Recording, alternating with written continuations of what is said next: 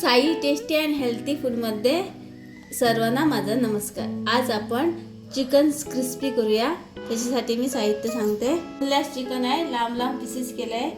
2 चमचे आलं लसणाची पेस्ट घालते, मोठे 2 चमचे मैदा घालते, 1 चमचा कॉर्नफ्लॉवर घालते, हाफ टीस्पून काली मिर्च पावडर घालते, 1 मोठा चमचा लाल मिरची पावडर घालते, हाफ टीस्पून बेकिंग सोडा घालते, 1 टीस्पून विनेगर नाही तर तुम्ही लिंबाचा रस पण घेऊ शकता, आणि 1 मोठा टीस्पून ब्लॅक सोया सॉस। आता हे चांगलं मिक्स करून घेऊया आणि त्याच्यात 1 टीस्पून मीठ घालते।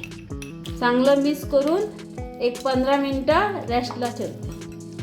तेल गरम झाल्यानंतर मॅरिनेट केलेलं चिकन घालूया।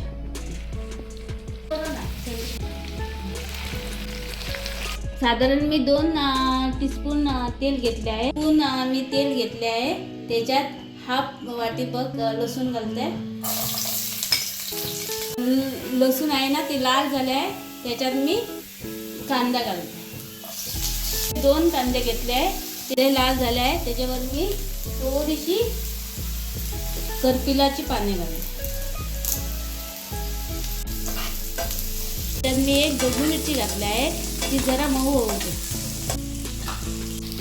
त्याच्यात मी 1 मिरची मोठी कट करून घालते, मीठ घालते, 2 स्पून टोमॅटो सॉस घालते, आणि 2 मोठे चमचे मी शेजवान चटणी घालते।